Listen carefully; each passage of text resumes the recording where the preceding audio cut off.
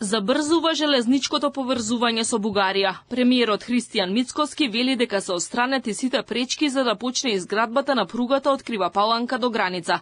Тој вели дека последниот дел до бугарската граница е во процес на развивање. По договорот со бугарската влада се активира грантот во висина од 3,7 милиони евра добиен од Европската инвестициска банка за техничка поддршка за Македонија да продолжи со изградба на третата фаза од железницата. Процесот добро напредувал и од бугарска страна, вели Мицкоски. Тој начин ќе ја потврдиме она наша цел, а тоа е да бидеме крстосница на два многу значајни паневропски коридори, коридорот 10 и коридорот 8. Третата фаза е во процес на развивање, би рекол. Битно е дека сите оние пречки кои што во минатото се случува се надминати. Постигната е согласност со нашиот источен сосед. Нашиот дел, би рекол, со одлуката на влада да се активира грантот, што значи техничка поддршка од страна на Европската инвестициона банка, подразбира дека и ние отпочнуваме со овој проект. Техничката поддршка значи ревизија на основниот проект, ревизија на целосната документација и потоа објавување на јавен повик за изградба и на третата фаза.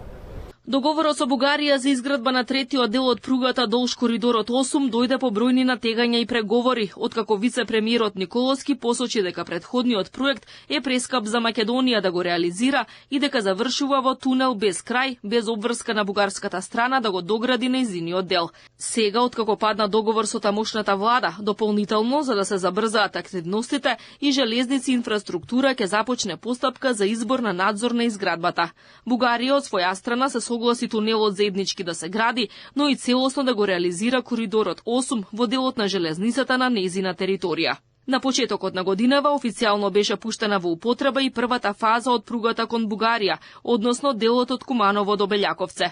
Премиерот Мицкоски вели дека успешно тече и процесот за реализација на брзата пруга долж коридорот 10, која ќе се гради преку стратешкото партнерство со Обединетото кралство. На барањето од Министерството за финансии одговорија 16 меѓународни финансиски институции и комерцијални банки, чии податоци ќе ги разгледува меѓуресорска работна група во рамки на владата. Целосно ќе се реконструира и железничката линија од Скопје до Кичево. Со грант од Европската унија од 5,3 милиони евра ќе се изработува физибилити студија.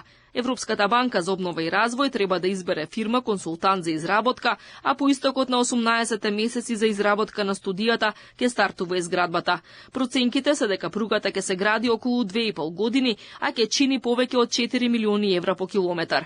Изградбата би требало да се одвива без поголеми застои, бидејќи таа ќе се обновува на сегашната траса, па ќе нема трошоци за експроприација на земјиштето. Вице-премиерот Николовски вели дека активно се работи и на обнова на железничкиот возен парк.